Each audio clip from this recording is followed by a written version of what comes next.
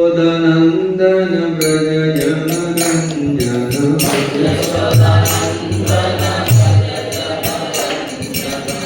जसोदनन्दन व्रज जनरञ्जन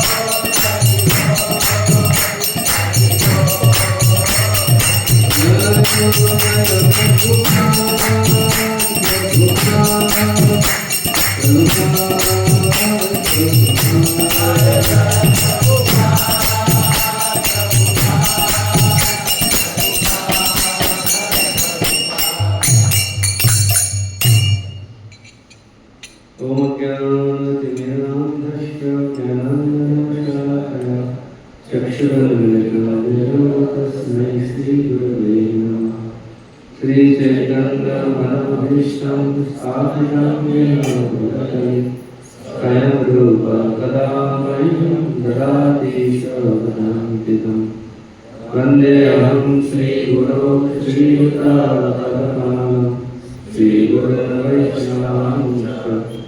श्रीरूपं साग्रजातं सहगणरघुनाथान्वितं तं सजीवं साद्वैतं सावधूतं परिजनसहितं कृष्णं चैतन्यदेवं श्रीराधा कृष्णपादा सहगणललिता श्रीविशाखान्वितंश्च नमो विष्णुपदाय कृष्णपृष्ठाय भूतले श्रीमते भक्तिवेदान्त स्वामिनिति नामिने नमस्ते सरस्वती देवी गौरवाणी प्रचारिणे निर्विशेष शून्यवादी पाश्चात्यदेशतारिणे वञ्चाकल्पतरुभ्यश्च कृपासिन्धुभ्येव च पतितानां पावनेभ्यो वैष्णवेभ्यो नमो नमः नमो महावदन्याय कृष्णप्रेमहृदाय कृष्णाय कृष्णचैतन्याय नमः हे कृष्ण करुणा सिन्धु दीनबन्धो जगत्पते गोपेश गोपिकान्त राधाकान्त नमस्ते जय श्री कृष्ण चैतन्य प्रभु नित्यानंद श्री अद्वैत गदाधर शिवासादि गौरभक्तवृंद हरे कृष्ण कृष्ण कृष्ण हरे हरे हरे राम राम राम हरे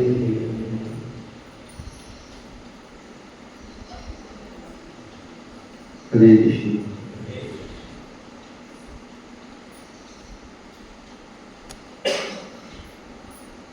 आज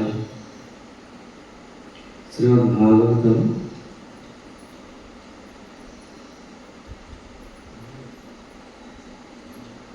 अध्याय 33 श्लोक संख्या 12 भगवान कपिल के कार्यकलाप। ओम नमो भगवते वासुदेवाय। ओम नमो भगवते वासुदेवाय। ओम नमो भगवते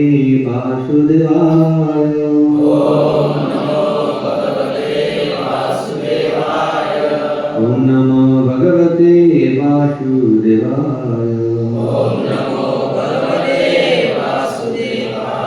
नारायण नमस्कृत्य नरं चैव नरोत्तमं देवीं सरस्वतीं व्यासं ततो जयमुदीरये नष्टप्रायसर्वद्रेषु नित्यं भागवत सेवया भगवती उत्तमश्लोके भक्तिर्भवति नैष्ठिकी। हरे कृष्ण। हजरत भागवत पाठ होता है। मंदिर किसने प्रबंधन करते हैं? कौन चलाते हैं? कांग्रेगेशन मिलके कमेटी है रुक्मिणी बिट्टलनाथ।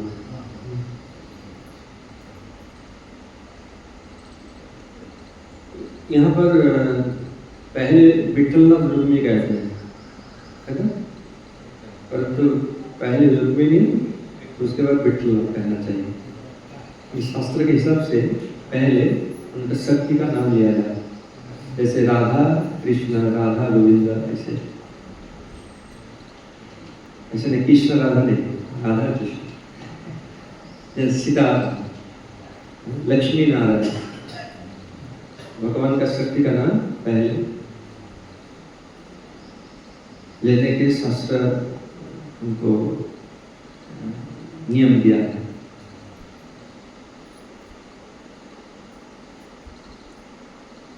भगवान कपिल देव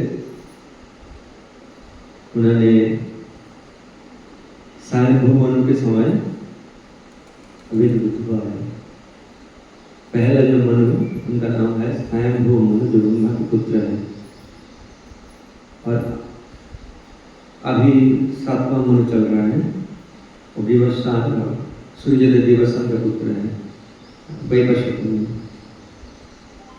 इसी प्रकार ब्रह्मा के एक दिन में 14 मनु आते हैं और एक एक मनु का शासन काल है और 71 दिव्य युग में 71 चतुर्युग। तभी 7वां मनु वैवस्वत मनु के शासन की अवस्था में अष्टविंशति चतुर्युग में कलयुग चल रहा है और भगवान श्री कृष्ण की कृपा से, श्री चैतन्य महाप्रभु की कृपा से, हम और प्रभुपाद की कृपा से हम भागवत पढ़ रहे हैं। कितना सारे भगवान का अवतार है और एक एक अवतार एक उद्देश्य लेकर आते हैं। अलग अलग उनका मिशन है। ऐसे भगवान कपिल देव आए हैं सांख्य योग प्रचार करने के लिए। शंख मतलब जो संख्यापूर्वक गणना करके हम अंतिम जो चूड़ांत सिद्धांत है, अंतिम सिद्धांत है, वो भगवान ने दिया है। और एक बाद में एक कपिल आया तो निरीश्वर वादी कपिल, आज उनका जो संकयोग वो निरीश्वर कहते हैं। इसका हम ग्रहण नहीं करते हैं क्योंकि वहाँ पे भगवान भगवत भक्ति नहीं है। जैसे 24 उपादान है और निरीश्वर कपिल में वो 25 तत्व को स्वीकार करते हैं। 25 तत्व और आत्मा, बस यही। परंतु उसके ऊपर आत्मा के ऊपर परमात्मा है, आत्मा के आत्मा है। नित्यो नित्यनम चेतनम चेतनम एक बहुनम विदधाति मम। आत्मा के आत्मा, आत्मा का स्रोत है परमात्मा और परमात्मा भगवान श्री कृष्ण का अंश है। हमारे भौतिक जगत में 3 परमात्मा है, मतलब महाविष्णु है। महाविष्णु के शरीर से बहुत सारे ब्रह्मांड प्रकट हुए हैं और हर एक ब्रह्मांड में भगवान के प्रवेश किया है। और ब्रह्मांड के आधा उनका शरीर से जल, जो संस्कृत भाषा में कहते हैं श्वेत, उसके तरह भरा दिया। हमारे ब्रह्मांड है 400 कोटि माइल। 1 माइल कितना किलोमीटर? 1.6। तो देखिए, भगवान ने, यही है भगवान ने क्या किया? ब्रह्मांड का आधा 200 कोटि माइल, 200 कोटि माइल अपने शरीर से उत्पन्न हुए जल से भरा दिया। कोई कर सकते हैं? और उनका जो नाभि है उसके ऊपर एक कमल खिले थे, वो ब्रह्मा का जन्म स्थान। तो ब्रह्मा गणेशशाही विष्णु का पुत्र है और भगवान ने उनको सृष्टि रचना करने के लिए शिक्षा दी और शक्ति भी दिया। तो गणेशशाही विष्णु के पास शक्ति पाकर ब्रह्मा जी सृजन किया, सृष्टि किया। और गणेशशाही विष्णु धीरे क्षीरदक्षाई विष्णु के रूप में प्रकट हुए और पालन करने लगे।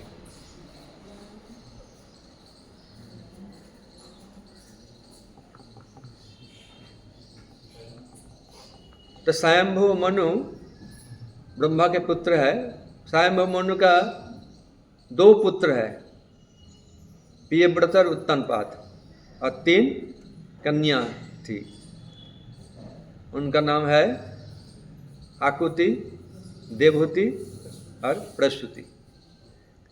आकुति महर्षि रुचि का पत्नी थी, और आकुति और रुचि का जो पुत्र है उनका नाम यज्ञ है, वो भी भगवान प्रकट हुए हैं। और स्वयंभू मनु उनका पुत्र के रूप में ले लिया। उनका 2 पुत्र है, फिर भी उन्होंने सोचा ये भगवान है तो इनका सेवा करना चाहिए, इसलिए उनके पुत्र के रूप में ले लिया। और जो मझला पुत्र है वह कन्या थी, उनका नाम है देवहूति। देवहूति देवाहूति ऐसे कहते हैं। तो उनका कर्दम मुनि के साथ विवाह संपन्न हुआ। और कर्दम मुनि विवाह के पहले भगवान का तपस्या कर रहे थे, और भगवान उनके समक्ष प्रकट हुए। और भक्त के प्रति भगवान का जो स्नेह है, ममता है, उससे भगवान को आंखों से एक अश्रु धारा निकले, उससे एक सरोवर बन गया, वो है बिंदु सरोवर। गुजरात में अभी भी वो सरोवर है। ये भगवान का प्रेम का निशानी है। और तीसरा पुत्री प्रसूति है, जो दक्ष प्रजापति को सब दिया, वो अलग कहानी है। तो यहाँ पे कर्दम मुनि विवाह तो किया, उनका 9 पुत्री है और 1 पुत्र है। जब पुत्र छोटा था तो भगवान कर्दम मुनि वानप्रस्थ लेने चला गया। और वो जानते थे, क्योंकि भगवान उन्होंने उनको वचन दिया, मैं तुम्हारे पुत्र के रूप में आऊँगा। तो भगवान कपिल देव के रूप में आए हैं, और माता को एक शंख योग ज्ञान दिया। यहाँ पे मैत्र ऋषि एक बात कहते हैं, तो शंख योग ज्ञान देने के पश्चात उन्होंने भी चल पड़े। आज के श्लोक का यही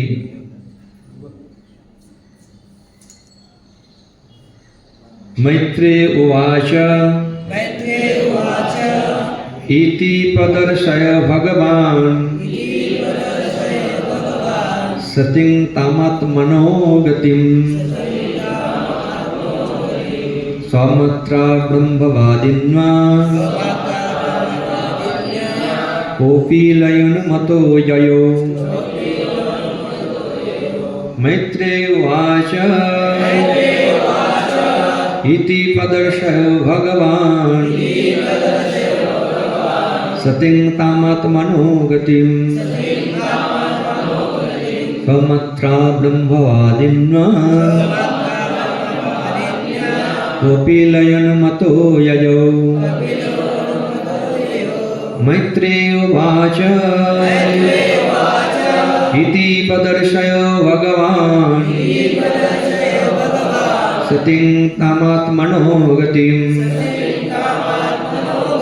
सौमत्रा ब्रह्मवादिन्वा कपिलयन्मतो ययो।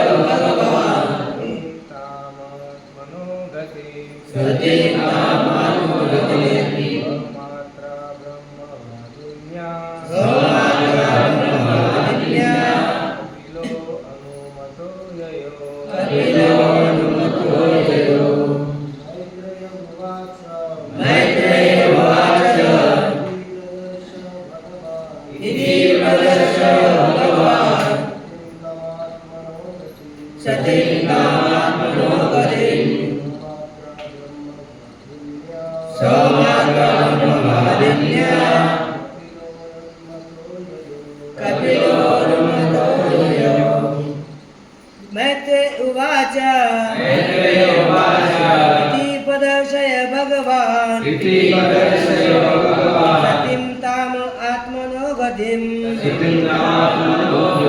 सोमात् ब्रह्मवादिन्या कपिलो अनुमतो ययो माता जी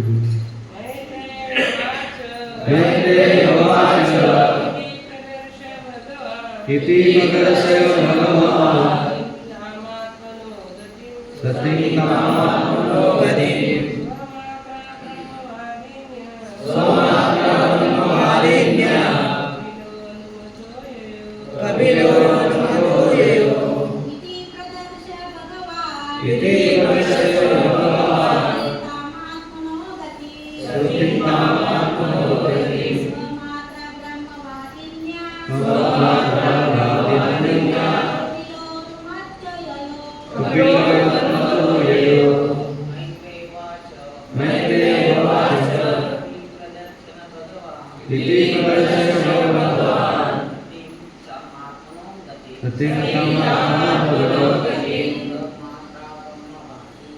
सोमात्मवादिन्या कपिलो अनुमतो ययो।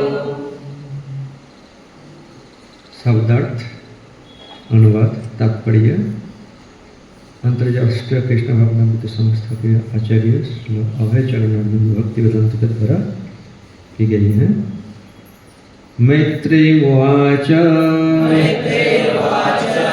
मैत्र ने कहा इति इस प्रकार प्रदर्शयो उपदेश देकर भगवान सतीम आदरणीय को नाम उस आत्मनः आत्म साक्षात्कार गतिम पथ स्वमात्रा अपनी माता से ब्रह्मवादिन्वा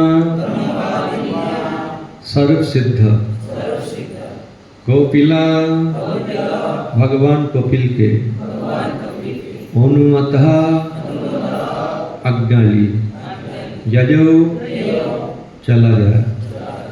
अनुवाद श्री मैत्र ने कहा अपने ममतामयी माता को उपदेश देकर भगवान कपिल ने उनसे आज्ञा मांगी और अपना लक्ष्य पूरा हो जाने के कारण उन्होंने अपना घर छोड़ दिया। मेरे पीछे पीछे बोलिए। श्री मैत्र ने कहा अपनी ममतामयी माता को उपदेश देकर भगवान कपिल ने उनसे आज्ञा मांगी और अपना लक्ष्य पूरा हो जाने के कारण उन्होंने अपना घर छोड़ दिया।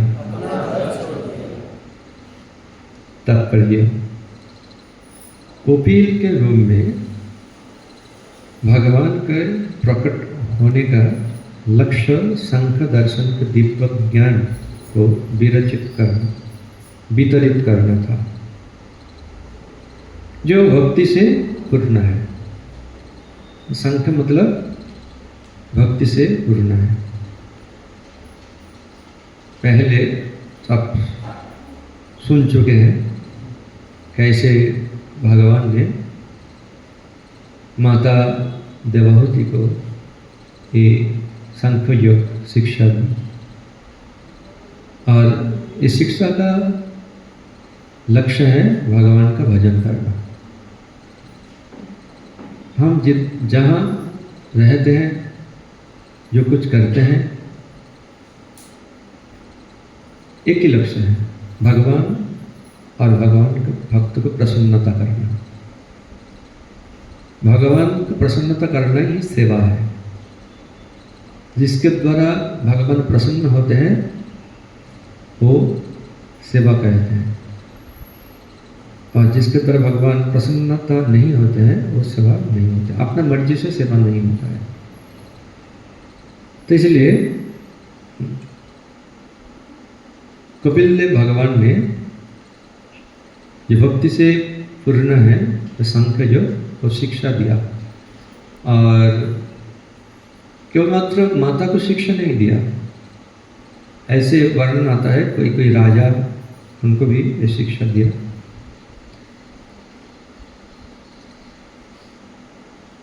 अपनी माता को और अपनी माता के माध्यम से सारे संसार को ये ज्ञान देकर उन्होंने अपनी माता से अनुमति मांगी और चले गए। तो यहाँ पर बहुत सारे माता है। आपका पुत्र बोलेगा जब मैं इस्कॉन जाऊंगा, पूरा से ब्रह्मचारी बन के सारा जीवन भगवान के सेवा में रहूंगा, आप अनुमति देंगे? है?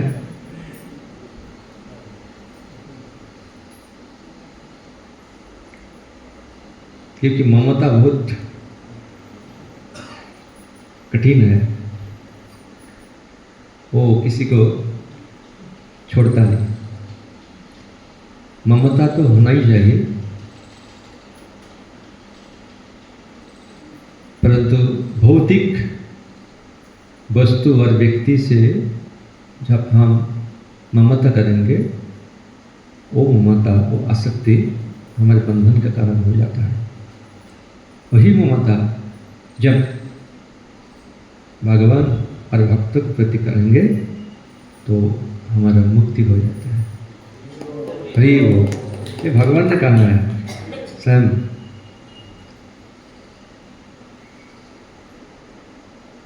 प्रसन्नम अजरं पाशम आत्मनं कवये विदु, कि जो बंधन है वो कवय मतलब जो विद्वान है, ज्ञानी है, वो कहते हैं जो जीवात्मा के लिए एक भौतिक आसक्ति बंधन के कारण है। सएव साधुष्कृत मोक्षद्वार अपत्यता, वही आसक्ति स्वरूप सिद्ध भक्त के प्रति हो जाता है तो वो मुक्ति का कारण बन जाता है। एक बार श्रीधाम मायापुर में प्रभुपाद भागवत गीता के ऊपर प्रवचन दे रहे थे। वो श्लोक 8वां अध्याय 5वां श्लोक 5वां श्लोक, अंतकाले च मामेव स्मरण मुक्ता कलेवरम जब प्रयाति समद्भावम जाति नास्ति अत्र संशय। भगवान ने कहे थे शरीर छोड़ने के पहले जो मेरा चिंतन करते करते शरीर छोड़ देते हैं वो मेरे को प्राप्त होते हैं, इसमें रंच मात्र भी संदेह नहीं है। प्रवचन देने के बाद प्रभुपाद ने पूछा किसी का कोई प्रश्न है? तो भक्त ने हाथ उठाया, बोले आपका चिंतन करते करते मेरा शरीर छोड़ जाएगा तो मेरा क्या दशा होगा, हम कहाँ पहुँचेंगे?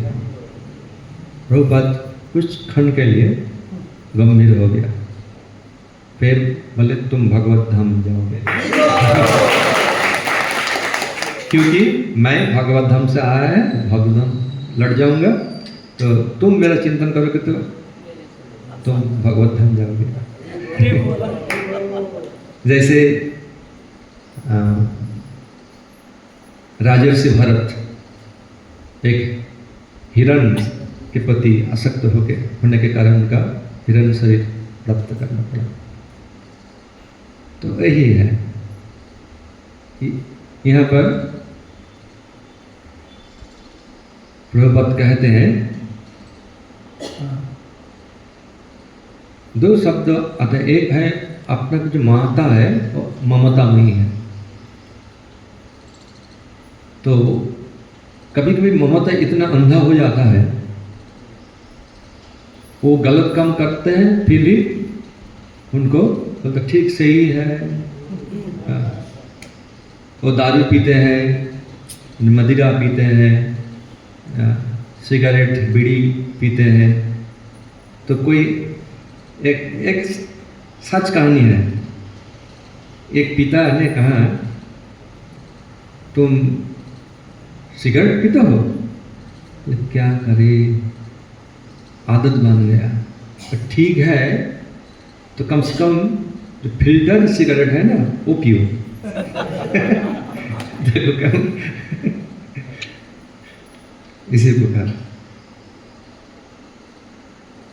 हमने तो देखा परिवार एक साथ में मदिरा पी रहे हैं, माता पिता पुत्र कन्या और क्या बोले बहू सब एक साथ में मदिरा पी रहे हैं। बहुत खानदान परिवार था, अभी गिर गए और सोचते हैं हम अभी भी खानदान परिवार में हैं। ममता इतना, जैसे देखिए धृतराष्ट्र इतना स्नेह अंधा हो गया, वो किसी को बात नहीं मानता। जो दुर्योधन कहते हैं वही सही है। चाहे मैत्री मुनि सलाह दिया, विदुर ने सलाह दिया, भीष्म ने सलाह दिया, स्वयं गांधारी भी बोलो फिर सुना। तो ऐसे स्नेहंध होना नहीं चाहिए। ममता जरूरी है, परंतु वो ममता के कारण किसी का हानि नुकसान पहुंचे, तो ऐसे ममता होना नहीं चाहिए। देखिए माता देवहूति ने, ममता वही माता, उनके समक्ष शिक्षा लिया और उन जब आज्ञा मांगी बोले ठीक है जाओ, दूसरों के भी कल्याण करो, क्योंकि मैं समझ गई, आप जो ज्ञान दिया है इसमें समझ गई कि कितना महत्वपूर्ण ज्ञान है, तो दूसरों को बांटो, दूसरों को भी कल्याण होना चाहिए। ऐसी माता हमारे भारतवर्ष में बहुत सारे हैं जो खुद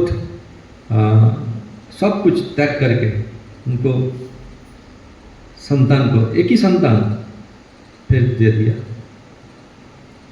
मायापुर में ऐसा बहुत परिवार है, पिता माता आके संतान को दिया, अब रख दीजिए।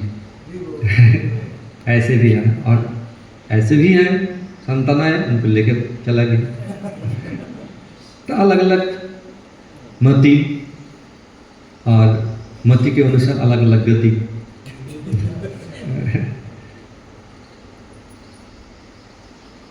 अपनी माता को और अपनी माता के माध्यम से सारे संसार को यह ज्ञान देकर उन्होंने अपनी माता से अनुमति मांगी और चले गए, क्योंकि फिर घर पर और अधिक रुकने की आवश्यकता न थी। स्पष्ट है कि उन्होंने आत्मबोध के लिए गृह त्याग किया। यद्यपि सर्वशुद्ध होने के कारण उन्होंने आध्यात्मिक दृष्टि से कुछ भी अनुभव करने के लिए शेष नहीं था, अतः भगवान ने सामान्य व्यक्ति के भांति आचरण करते हुए वो उदाहरण प्रस्तुत किए, जिससे अन्य लोग उनसे शिक्षा ग्रहण करें। घर में रहना नहीं है, जहाँ आत्म साक्षात्कार विज्ञान चर्चा हो रहे हैं वहाँ पे जाना चाहिए। भगवान तो भगवान ही है, भगवान मायाधीश है, त्रिगुण से परे है, परंतु वो साधारण लोगों के भांति दूसरों की शिक्षा देने के लिए गृह त्याग कर दिया, जैसे उनके पिता भी किया।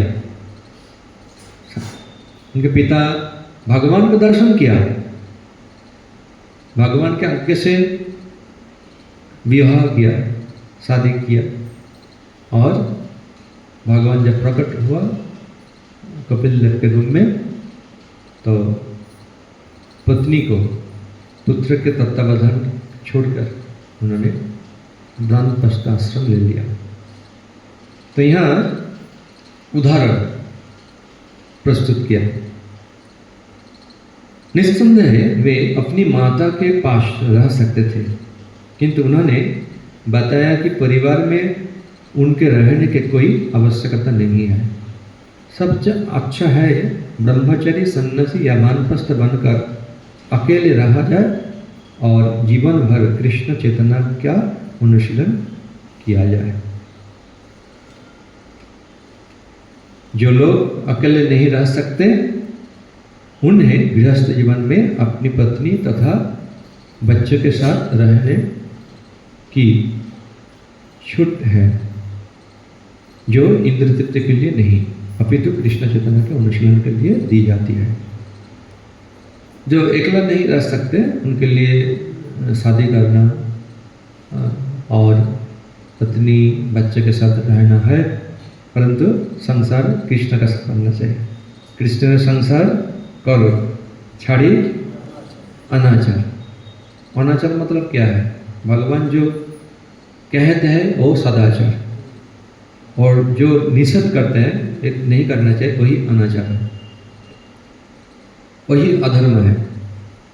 जब भगवान जो कहते हैं वो धर्म है। आजकल तो हम अलग अलग समाज प्रस्तुत किया और अलग अलग धर्म बना लिया। हम हिंदू है, वो मुस्लिम है, क्रिश्चियन है, यहूदी है, बौद्ध है, जैन है, अलग अलग गोष्ठी बना लिया।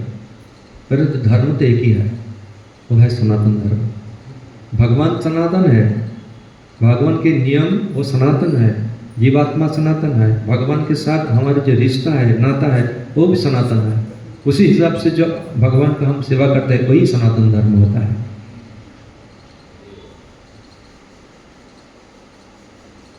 कोई सनातन धर्म को बनाता नहीं, भगवान सनातन है, उन्होंने जो नियम दिया है वही सनातन है। परंतु भगवान देश कालों के हिसाब से कुछ कुछ नियम दिया। जैसे सत्ययुग में भगवान को पाने के लिए तपस्या था, बदल गया। त्रेता युग में यज्ञ, द्वापर युग में अर्चन, कली युग में आयु बहुत स्वल्प है और बीमारी मति दुर्मति है, समय बहुत कम है। इसी कारण ऐसा भगवान कृपा किया जो सत्य युग में नहीं किया, त्रेता द्वापर युग में भी नहीं किया। एक कली युग भगवान का नाम संकीर्तन, जो जहां रहे भगवान का नाम कर सकते हैं। छोटा से शुरू करके सत्ययुग में तो बहुत कम पति के साथ पत्नी वानप्रस्थ लेकर भगवान का तपस्या किया। जैसे स्वयं मनु का पत्नी शतरूपा उन्होंने भी तपस्या की, नैमिषारण्य में सिद्ध प्राप्त हुआ। परंतु दो चार ऐसे तो कलियुग में सबके लिए भगवान ये सुविधा दी, चाहे वो छोटा हो, बड़ा हो, धनी हो, गरीब हो, पुरुष हो, स्त्रियां हो, पशु हो, पक्षी हो, उनके भी लिए भगवान इतना कृपा की। जैसे हरिदास ठाकुर ने कहा, पशु पक्षी कीटवा आदि बलिते ना पाए। पशु पक्षी जो कीड़े मकड़ो वो कह नहीं सकते। सुनीले हरि नाम तारा सब तारे, हरि बोल। इसीलिए नाम संकीर्तन करना बहुत संसार के लिए भला है, कल्याण है। हफ्ता में एक दिन या 15 दिन में एक दिन संकीर्तन करना चाहिए, नगर कीर्तन। कोई कोई तो जैसे मनुष्य भी वो बोलता ही नहीं, भगवान का नाम नहीं बोलता, दूसरा नाम बहुत बोलता है। तो उनके भी लिए कल्याण के लिए भगवान का नाम संकीर्तन करना चाहिए। तो नाम संकीर्तन में क्या होता है, जो नाम संकीर्तन करते हैं वो दूसरों का भी कल्याण करते हैं, अपना को भी कल्याण 100 गुना फल मिलता है। जपा करने से उनका खुद साधना है, परंतु जो नाम संकीर्तन अपना और दूसरों के लिए कल्याण के लिए, सबके कल्याण होता है भगवान का नाम संकीर्तन। इसलिए कलियुग का युग धर्म है नाम संकीर्तन। शंख यज्ञ नहीं है। परंतु भगवान कपिल देव ने सिखाया सांख्य के जो अंतिम जो सिद्धांत है वो भगवत भक्ति है। अतः भगवान की सेवा करना, भगवान को प्रसन्नता करना। तो कलियुग में भगवान को प्रसन्नता करने के लिए एक ही उपाय है, वो नाम संकीर्तन। अब जितना करे भगवान उतना ही प्रसन्न होंगे। श्री चैतन्य महाप्रभु जब प्रकट हुआ तब चंद्र ग्रहण था, तो सब लोग जो जीवन भर भगवान का नाम नहीं लिया वो भी ग्रहण के लक्ष्य में नाम लिया। तो भगवान गलत वृंदावन से नाम लेके आए और छोटा बच्चा नाम निमाई बहुत रोने लगा। उनका एक ही काम रोना। क्यों ना, जब तक कोई भगवान का नाम नहीं लेते तब रोते ही थे, रोते। जब कोई भगवान का नाम लेते थे बस रोना बंद करके उनके प्रति दृष्टि तक और मुस्कान देते थे।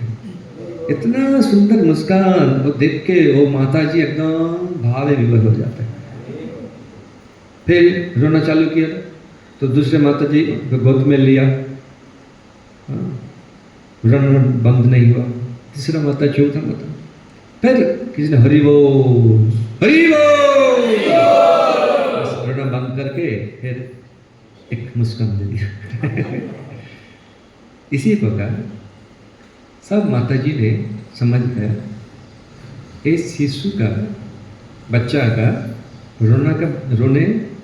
रोता है, रोना बंद करने के एक ही हेतु है, वो है भगवान का नाम करना। तो इसलिए कोई माताजी और पिताजी सची और जगन्नाथ मिश्र घर में दूसरा कोई शब्द उच्चारण नहीं करते थे, प्रज्वलन नहीं करते थे। प्रज्वलन समझ गए ना, हर समय भगवान का नाम, भगवान का नाम, क्योंकि भगवान बहुत प्रसन्न होते हैं। और मंदिर भगवान का घर है। भगवान का घर तो हर एक स्थान में ही है, परंतु हम समझ नहीं पाते। तो भगवान इसलिए विग्रह के रूप में आए और ये मंदिर उनका घर है। तो जब हम मंदिर में आते हैं तब भगवान का नाम कीर्तन करना चाहिए, भगवान का गुणगान करना चाहिए। कोई दूसरा बात यहाँ पे नहीं करना चाहिए।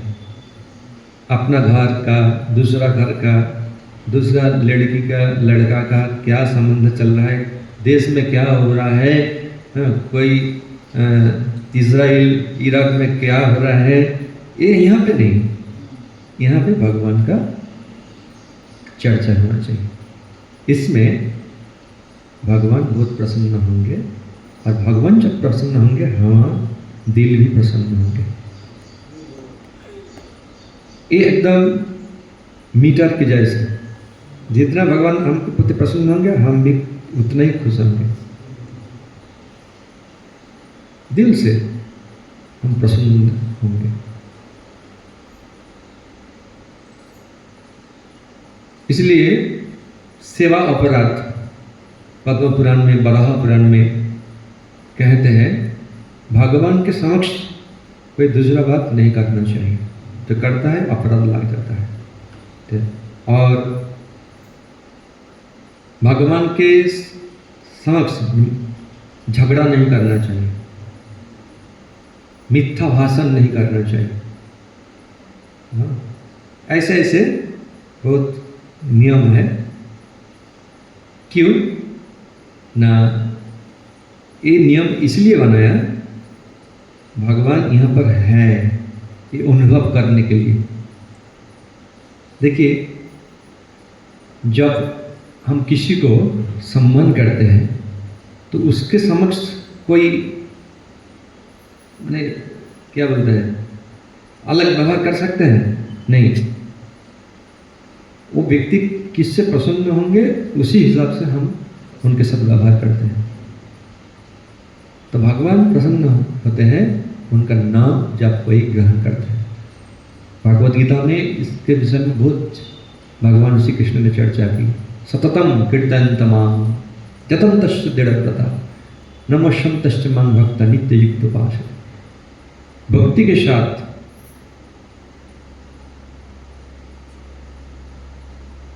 भगवान का नाम कीर्तन करना चाहिए, सततम सर्वदा। कीर्तनीय सदा हरि। परंतु ये बात कहना जितना आसान है, करना इतना आसान नहीं है। इसलिए अभ्यास करना चाहिए। भगवत गीता में भगवान इसकी सलाह दिया है, अभ्यास कीजिए। और अभ्यास से क्या होता है, आदत बन जाता है। देखिए, जब कोई छोटा था वो तो माँ का दूध पीते थे, फिर धीरे धीरे अलग अलग परिवार के कारण अलग अलग खाना पीना उनका आदत बन गया। फिर संघ के द्वारा कोई मदिरा पिया, कोई सिगरेट, और ऐसे आदत बन गया। मदिरा नहीं पिएगा तो वो सोचते हैं मैं मर जाऊं, सिगरेट नहीं पिएगा तो क्लियर नहीं होगा, ऐसे आदत बन गया। देखिए यही है अभ्यास। तो ऐसा आदत बनता है, तो भगवान का नाम हम जब ग्रहण करते हैं तो हमारा भी ऐसा आदत हो जाएगा, भगवान के नाम के बिना हम नहीं रह सकते, ऐसा हो जाए। हरि बोल। जैसे हरिदास ठाकुर 3 लोग हरिनाम करते थे, दिवारात्र दिन रात्र भगवान का नाम लेते थे। तो कोई जवान ने, आप तो सुने होंगे वो कहानी है, बोला जब 22 बाजार में उनको बेत्राघात करो, मारो, तो उन्होंने मारने लगा। अरे तो हरिदास ठाकुर ने भगवान का नाम लेते थे। और ऐसे कहा, हमारा शरीर में जब तक प्राण रहेगा तब तक मुंह में हरि नाम निकलेगा। हरि बोल। आप मेरा शरीर के खंड खंड कर दो, फिर भी मेरा जब तक शरीर में प्राण रहेगा हरि नाम करेंगे मैं। इतना वो दृढ़ता है, क्योंकि ऐसे उनका आदत है। तो हम अभ्यास करेंगे तो जरूर ऐसे आदत बन जाएगी। और यही जीवन का लक्ष्य है, कीर्तनीय सदा हरि, यही हमारे जीवन का लक्ष्य है। हम जो कुछ कर रहे हैं, जो कुछ कमाते हैं, जो कुछ रखते हैं, वो हमारे साथ नहीं जाएगा। जो जाएगा वह है भगवान का सेवा, भगवान का नाम, भगवान स्मरण, वही जाएगा हमारे साथ। तो हम बुद्धिमान होंगे तो बुद्धि, जो बुद्धिमती होती है, वो जरूर भगवान का नाम लेंगे। ये 2 है, एक है जपा करना नियमित रूप से और नाम संकीर्तन करना। यही श्री चैतन्य महाप्रभु का शिक्षा है कि श्री चैतन्य को स्वयं कृष्ण राधा रानी के भाव और अंग जो छटा है वो लेकर इसमें आया। तो स्वयं श्री कृष्ण ने भक्त के रूप में आकर उन्होंने आचरण करके शिक्षा दी। स्वयं भगवान जपा करते थे, कीर्तन करते थे, और सबको यही बोला। और घर में, किसी के घर में करतल नहीं है, मृदंग नहीं है, तो नाम संकीर्तन नहीं होगा। नहीं, भगवान ने बोला ताली बजा के कीर्तन कीजिए। तो हाथों का इस्तेमाल करना चाहिए। ताली बजा के भगवान के घर में, मंदिर में पोछ करना, भगवान का लिए रसोई करना, भगवान के लिए कुछ खरीद लाना, भगवान के लिए कोई क्या बोलते हैं, पकाना, कुछ करना, जो कुछ माला, इस माला तैयार करना, तुलसी तोड़ना, सब कुछ तो हाथों का। हम जाते हैं मंदिर में, पाए भगवत सेवा में लगते हैं, भगवान का धाम में जाते हैं। जैसे पंढरपुर में आप गए हैं, दर्शन किया है, तो यही हमारे चरण का सार्थक है। इसी प्रकार हम भगवान को दर्शन करते हैं आंखों का। तो इसीलिए इंद्रिय के द्वारा इंद्रियाधिपति श्री कृष्ण की सेवा करना ही भक्ति है। यही नारद पंचरत्न में दिया है। तो जपा करना ये भक्ति का शुरुआत है। हर रोज कम से कम कुछ न कुछ माला जपा करना चाहिए। और धीरे धीरे प्रभुपाद ने कहा कम से कम 16 माला करना चाहिए। जितना हो सके कर सकते हैं, तो कम से कम 16 माला मिनिमम। कि जपा करने से हमारे भक्ति जीवन का 99% प्रगति होते हैं। और जपा ध्यानपूर्वक करना चाहिए।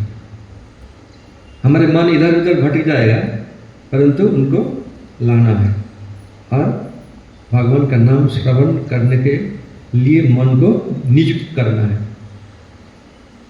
ध्यानपूर्वक जप करना। तो तब ध्यानपूर्वक जब हम करेंगे तब हम अनुभव करेंगे जब हमारी जिह्वा में भगवान नाम के रूप में नृत्य कर रहे हैं, अनुभव होगा। इसलिए भगवान का नाम जो जपा नहीं करते हैं आप कीजिए, और जो हम जप करते हैं तो ध्यानपूर्वक जप करना चाहिए। और जप के लिए जप सेवा है। सेवा मतलब सबको भगवान को संतुष्ट करना, वही सेवा होता है। जिसके द्वारा भगवान संतुष्ट होता है वही सेवा होता है। तो जप सेवा है। इसलिए जप करने के एक अलग समय रखना चाहिए। हम सब कुछ करने के लिए समय रखते हैं तो जपा समय क्या, वो जब समय मिलेगा तब आप जप कीजिए। ये तो पहला किसी को बात करना ठीक है, परंतु ये हर मैंने सारा जीवन ऐसा नहीं चलेगा,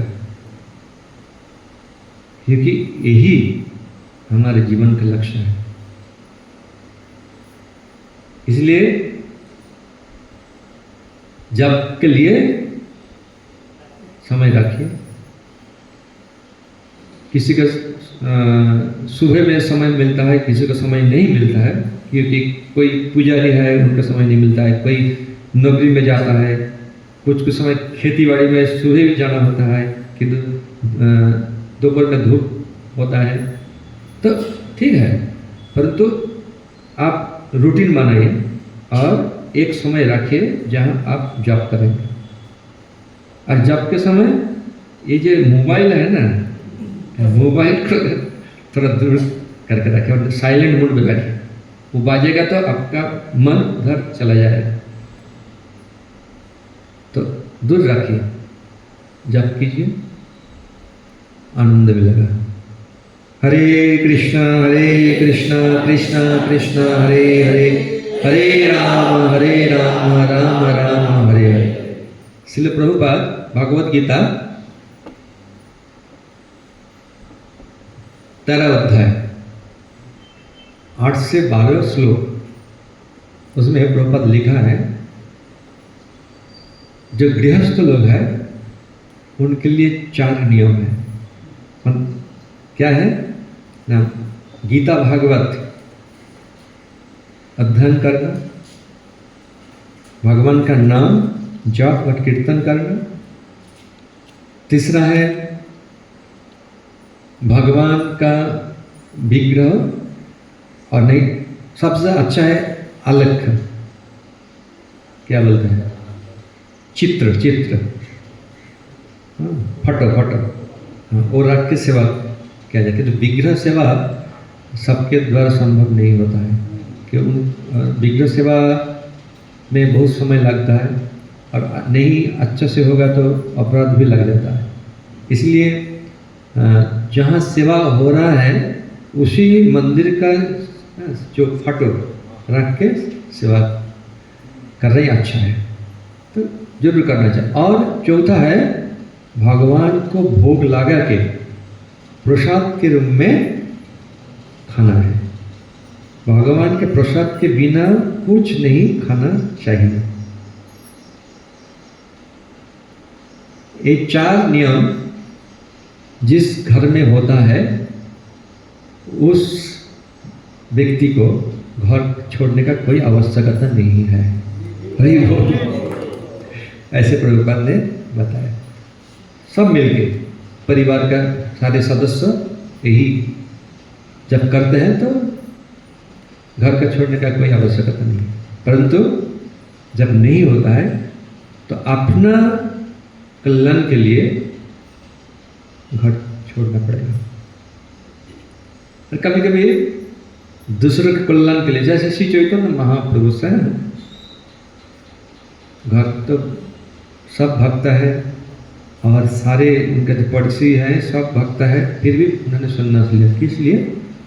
दूसरों के लिए। जैसे हम यहाँ पर देखते हैं, माँ ने अनुमति दिया, माता ने अनुमति दिया, जाओ बेटा तुम जाओ प्रचार करो।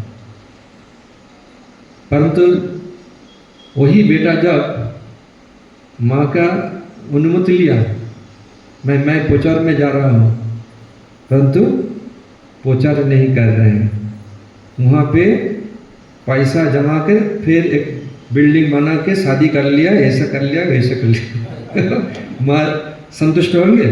तो तुम ऐसे करो तो क्यों घर छोड़ा है? हरे कृष्ण। ग्रंथराज श्रीमद् भागवतम की जय।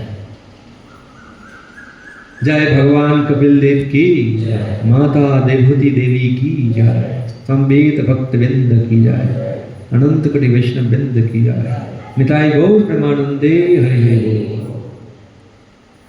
अब कोई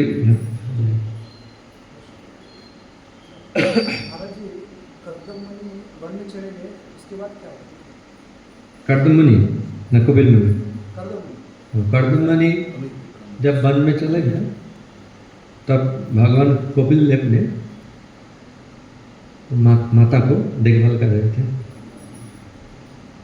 जब माता को दिव्य ज्ञान मिला तो वहाँ उनकी जो बंधन थी वो सारी छूट गई और वो स्वयं मन स्वावलंबी हो गए। ठीक है, मैं भगवान के प्रति निर्भर हूँ। देखिए, हम वास्तव में सब भगवान के प्रति निर्भर होना चाहिए। हम सोचते वो मेरा देखभाल करेगा, वो मेरा देखभाल करेगा, वो नहीं रहेगा तो हम बर्बाद हो जाएंगे। नहीं, भगवान सबको रक्षा करते हैं। भगवान जिसको रक्षा नहीं करते हैं, सब कुछ रहने के बावजूद उनका कोई सहारा नहीं है। हम देखते हैं किसी को 2-4 बेटा है परंतु वो वृद्धाश्रम में है, कोई देखभाल नहीं कर रहे हैं। परंतु जिसका कोई नहीं वो भी अच्छे से जी रहे हैं। तो इसलिए भगवान कपिल देव जब देखा मेरा माता एकदम भौतिक संसार से मुक्त है, उनका कोई बंधन नहीं है, वो संपूर्ण रूप से भगवान के प्रति उनका जीवन निछावर कर दिया। तब माता पास गए, आकांक्षा मांगी, मैं दूसरों के कल्याण के लिए जा रहा हूँ, आकांक्षा दी, तो ठीक है जाओ। यही मैं तो गृहस्थ हूँ, बच्चे भी और स्कूल को जाना छोड़ना है, बच्चों को काम को जाना है। तो सत्संग की दिन तो घर में भी होना चाहिए, मंदिर में भी होना चाहिए। यहाँ पे हो सकता है वो घर में होने के बाद टाइम हो जाए, उसको टाइम स्कूल में चलना है, तो वैसा है उसके लिए थोड़ा तो सत्संग की तो हिंदू में बैलेंस करके रख चलिए। क्योंकि आप गृहस्थ हैं, आपका परिवार के प्रति दायित्व है, पत्नी के प्रति, संतान के प्रति दायित्व है, वो भी पालन करना चाहिए।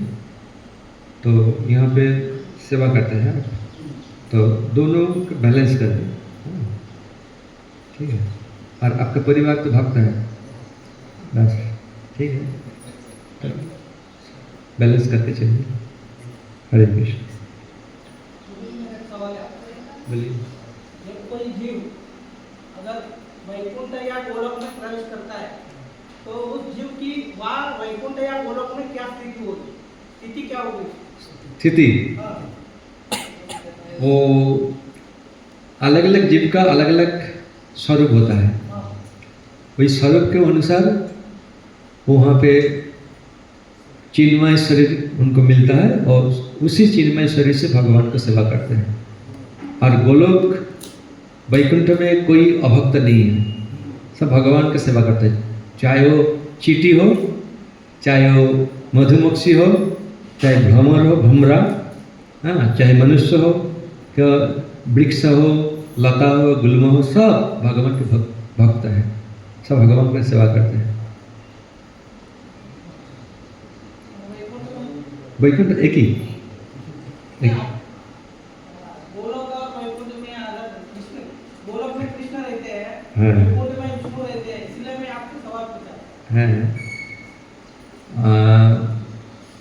गोलोक में भगवान श्री कृष्ण रहते हैं और वैकुंठ में भगवान विष्णु, अधक्षज, नारायण, हाँ, ऐसे नरसिंह भगवान है, कूर्म है, वराह है, अलग अलग अवतार वैकुंठ में रहते हैं। उनका अलग अलग ग्रह मैंने प्लांट है, तो वहाँ पे रहते हैं और उनका भी भक्त है, वो उनको सेवा कर रहे हैं। ठीक, भगवान एक ही है ना, परंतु जैसे जैसे भक्त का भाव है वही भाव के अनुसार भगवान उनके समक्ष प्रकट होते हैं और सेवा ग्रहण करते हैं। यही तो सर्वोच्च जो लोग हैं वो गोलोक वृंदावन है। हाँ, वहाँ पे जैसे ब्रजवासी सेवा कर रहे हैं ना, इसलिए भगवान यहाँ पे आते हैं, उनके जो नित्य संगी है, संगिनी है, सबके लेकर आते हैं और डेमो दिखाते हैं कि कैसे सेवा करना है। इसीलिए यहाँ पर भगवान कृपा करके आते हैं। और जो भगवत धाम जाना चाहते हैं, ये तो सीधा विशेष रूप से गोलोक वृंदावन, सीधा गोलोक वृंदावन कोई नहीं जा सकता। जहाँ भगवान इस भौतिक संसार में भौम वृंदावन है, भौम वृंदावन में हर एक ब्रह्मांड है ना, हर एक ब्रह्मांड में हर एक भौम वृंदावन है और भगवान लीला चल रहे हैं, इसलिए भगवान का लीला कहते हैं नित्य लीला। तो जो भक्त सर्व सिद्ध हो गया, उनको भौम वृंदावन में जहाँ भगवान लीला कर रहे हैं वहाँ पे उनको जन्म दिया जाए। और जो नित्य सिद्ध भक्त है उनके साथ वो रहते हैं और नित्य सिद्ध भक्त के तत्वावधान से, अंडर से वो भगवान की सेवा करते हैं और टेंडर होता है। वहाँ पे बहुत सारे ट्रेनर हैं और ट्रेनिंग देते हैं और टेंडर जब हो जाता है तब गोलोक वृंदावन जाते हैं। ऐसी स्थिति है। हरे कृष्ण। ठीक है, सबके बहुत बहुत धन्यवाद।